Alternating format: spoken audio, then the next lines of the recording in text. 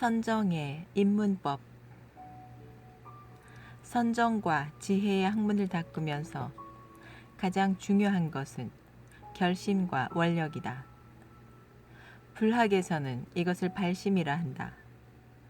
다음으로 중요한 것은 수행에 필요한 복덕 자량이다. 어느 때 어느 곳에서든 선을 행함으로써 수행을 가능하게 하는 기본 양식인 선의 과보를 쌓아두어야 한다. 원력과 결심이 있고 다시 수행에 필요한 조건과 환경이 갖춰져야 비로소 입도할 수 있고 성공을 기대할 수 있다. 현교와 밀종의 수련법은 모두 사무량심을 중시한다. 만약 수련자에게 큰 원력과 선행이 없다면 반드시 엉뚱한 길로 접어들게 된다. 수행의 성공은 바로 원력과 자량에 달려 있다고 할 수 있다. 흔히 말하기를 일을 잘 하려면 먼저 도구를 잘 갖춰야 한다고 한다. 성공은 유용한 도구에 달려 있다고도 할 수 있다. 선정을 닦는 것도 마찬가지이다. 선정을 닦는 도구는 밖에서 찾아서는 안 된다. 우리의 육군이 가장 좋은 입문 도구이다.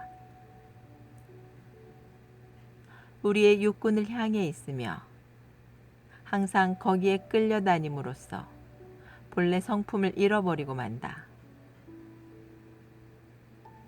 우리의 육군은 바깥에 있는 육진을 향해 있으며 항상 거기에 끌려다님으로써 본래 성품을 잃어버리고 만다.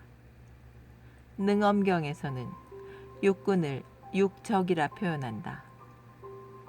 눈, 귀, 코, 혀, 몸과 마음 여섯이 바깥의 도적을 끌어들여 스스로 가보를 빼앗기니 무시일에 중생세계가 여기에 얽혀들어 기세간을 초월하지 못한다.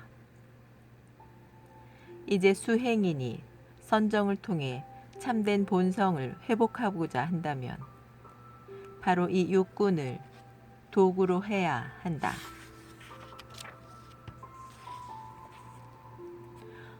어떻게 육군을 도구로 하는가? 아니미설신의의 육군 중 임의로 하나를 택하여 거기에 온 마음을 묶어두면 된다. 이렇게 계속 연습하다 보면 마침내 초보적인 지의의 경지에 이른다. 그러나 하나의 근마다 수없이 많은 방법이 있어서 일일이 말하자면 대단히 복잡하다. 부처는 한 생각 속에도 84,000 번뇌가 있다고 했다. 부처가 말한 일체의 법은 일체의 마음을 제도하기 위한 것인데 나에게 일체의 마음이 없으니 어디에도 일체의 법을 어디에다 일체의 법을 쓰랴 는 말도 있다. 사람마다 성격이나 습관, 기호 등 이를테면 근기가 모두 다르니 각자 자기에게 적합한 방법을 선택해야 할 것이다. 다음에는 일반적으로 알아야 할 몇 가지 방법을 열거해 처음 정을 닦는 사람들에게 참고가 되도록 했다. 더 깊이 알고자 한다면 현교와 밀종의 경과 논을 연구해야 한다. 안색법문. 안색법문은 다음 두 가지로 나누어진다. 하나, 물체에 묶는 법. 하나의 물체를 응시하면서 정을 닦는 방법이다. 이 방법은 눈이 가는 곳에 불상이나 다른 물건을 놓고 정좌시 가볍게 이 물체를 바라보듯이 하는 것이다. 빛의 색깔은 각자의 생리나 심리에 맞도록 선택한다. 예컨대 신경이 과민하거나 혈압이 높은 사람이라면 녹색 광선이 좋고, 신경이 쇠약한 사람은 홍색 광선이 좋으며, 성격이 급한 사람은 청색의 부드러운 광선이 좋다. 이것은 각자의 상황에 따라 결정하는 것이지 정해진 색이 따로 있는 것이 아니다. 그렇긴 하더라도 한 가지를 택한 후에는 다시 변경하지 않는 것이 좋다. 자주 바꾸는 것은 번거로울 뿐 아니라 유익하지도 않다. 2. 빛에 묶는 법. 이 방법은 눈으로 빛을 응시하는 것이다. 정좌를 시작하면서 눈길이 가는 곳에 조그만 등을 하나 놓아둔다.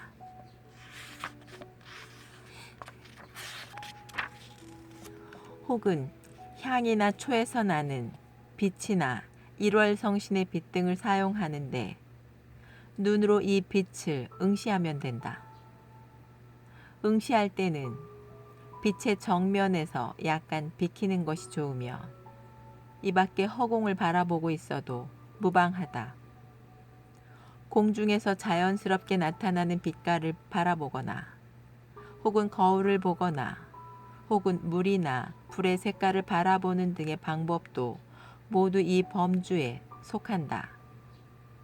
그러나 한 가지 특별히 주의할 것은 거울 속의 자신을 들여다보는 방법이다. 이 방법은 자칫 정신분열이나 혼이 분리되는 증세를 일으키기 쉬우므로 가볍게 시험해서는 안 된다. 이러한 방법은 불가나 도가 및 외도에서도 다 같이 사용하는 것이다. 한 가지 알아두어야 할 것은 불법의 입장에서 볼 때 이러한 방법은 초학자들이 쉽게 입문할 수 있도록 도와주는 것일 뿐이라는 사실이다. 만약 방법에만 집착하여 이것이 참된 것이라 믿는다면 마경이나 외도에 떨어지게 된다. 이러한 방법에 사로잡혀 마음이 혼란해지면 자연히 지의 경지에 이를 수 없기 때문이다. 수련하는 과정에서는 갖가지 현상이 나타날 수 있다. 예컨대 광색의 경계에서는 환상이 나타나기 가장 쉽고 안신통 현상이 발생할 수 있다. 만약 밝은 스승의 지도가 없으면 대단히 위험하며 곧바로 마도에 빠질 수 있다. 상근기의 사람은 있는 듯 없는 듯 관심을 두는 듯 많은 듯이 하여 색진 속에서도 역시 화려하게 개호할 수 있다. 그러나 일반 사람에게도 이것을 기대할 수는 없다. 서가모니는 새벽 별을 보고도 도를 깨쳤는데 이 밖에 어떤 물체를 보고도 홀연 본성을 꿰뚫어 보는 경우도 있다. 선종의 고덕. 선종의 고덕 중 영운선사는 복사꽃을 보고 도를 깨쳤는데 아주 특이한 예라 할 수 있다. 그는 깨달은 후 이런 개송을 남겼다. 30여 년 검객을 찾았으니 몇 번이나 낙엽지고 새 가지 솟았던가. 복사꽃 한 번 보고 난 뒤에는 지금에 이르도록 다시 의심하지 않았네. 훗날 어떤 사람이 그가 갔던 길을 따라가 역시 다음과 같은 개송을 남겼다. 영혼이 한 번 보고 다시 보지 않으니 붉고 흰 가지가지 꽃이 흐릿하고 배 위에서 낚시하다 견디지 못한 자가 무트로 돌아와 물고기와 새우를 흔든다. 만약 제대로 이 한 발짝을 내디딜 수 있다면 이런 소소한 방법에는 자연히 구애받지 않을 것이다.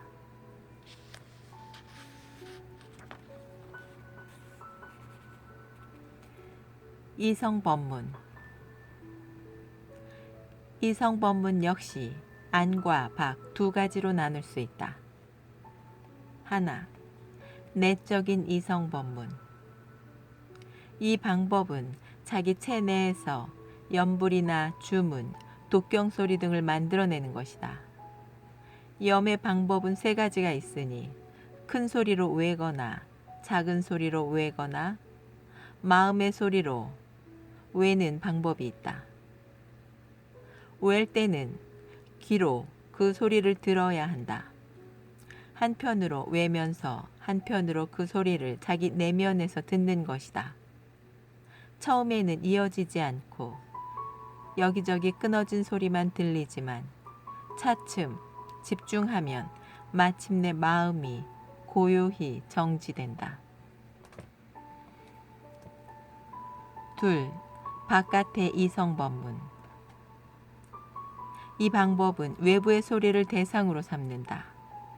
어떤 소리든 가능하지만 가장 좋은 것은 물 흐르는 소리나 폭포 소리 또는 풍경 소리나 범패 소리 등이다.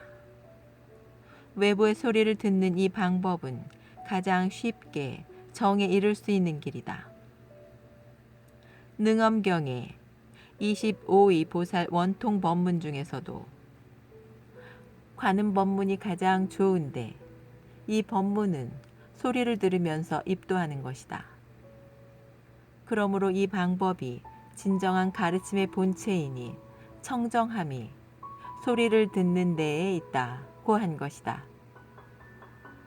처음으로 마음이 오직 소리에 집중되었을 때 혼침에 떨어지지 않고 산란하지도 않다면, 즉 가볍고 부드러우며 자연스럽게 이 전일한 상태가 유지될 수 있다면 바로 정을 얻은 것이다. 다시 늘 이렇게 닦아 나가다 보면 어느 날 홀연 고요한 경지에 들어서 일체의 소리가 들리지 않게 된다. 이것은 고요함이 극에 달한 경지로 정의 상이 출현한 것이다. 불경에서는 이것을 정결이라 한다. 정결이 출현했을 때 이 경지에 탐닉해서는 안 된다. 동이 하나의 현상이라면 정결 역시 정의 한 현상으로서 동과 정 두 현상으로부터 벗어나야 한다. 그리하여 동정에 머물지도 떠나지도 않는 중도를 깨쳐야 한다. 이때가 되면 바로 정의 경계에서 지혜를 보는 관해의 영역으로 들어간다. 지혜를 보고 성을 분별하는 것은 동정에 속하는 것이 아니어서 동정과는 관계가 없다.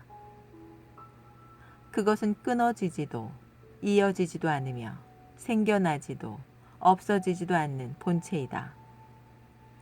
그러나 이것도 아직은 점수의 단계에 속한다. 선종의 고덕 중 많은 사람이 점진적 과정을 거치지 않고 한 소리를 듣는 순간 성공했다. 한 소리를 듣는 찰나에 도노하여 해탈을 얻었기에 선문으로 입도한 사람들은 관세음 보살의 소리를 듣는 법문을 대단히 중시한다. 예컨대 백장선사 문하에 어떤 승려는 종소리를 듣자 깨우쳤는데 당시 백장은 훌륭하도다. 이것이 바로 관음보살의 입도 방법이다.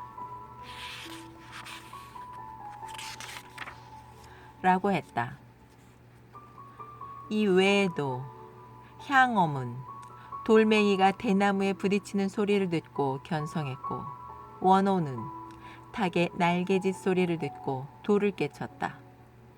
원호선사가 읊은 훈풍은 남쪽에서 불어오건만 대궐 모퉁이엔 서늘한 바람인다는 구절이나 당나라의 연해시 구절, 소옥을 불러댄 것이 원래 별일 아니거늘 어찌 우리 낭군 그리도 잘 알아들을꼬 등은 한마디 말로 사태의 핵심을 찔러 들어가는 것으로 참으로 위대하고 그지없이 아름답다. 소리를 듣고 깨친 사람도 많지만 죽을 때까지 동정 두 현상이 결코 생겨나지 않는다는 것을 깨닫지 못하는 사람 또한 적지 않다. 외부 경계의 소리를 떠나 그것과 전혀 무관할 정도가 된다면 자연히 고요한 정의 상태에 접어든다. 그러나 정의 상 역시 고요한 경계로서 동정의 두 현상 중 하나일 뿐이다. 인간의 몸과 마음은 본래 동과 정의 두 현상 속에 있다. 이 점을 분명히 알지 못하고서 정의 상태가 곧 본체인 자성이라 생각한다면 바로 외도의 견해가 된다. 반대로 이 단계를 뛰어넘을 수 있다면 이미 입문했다고 할 수 있다.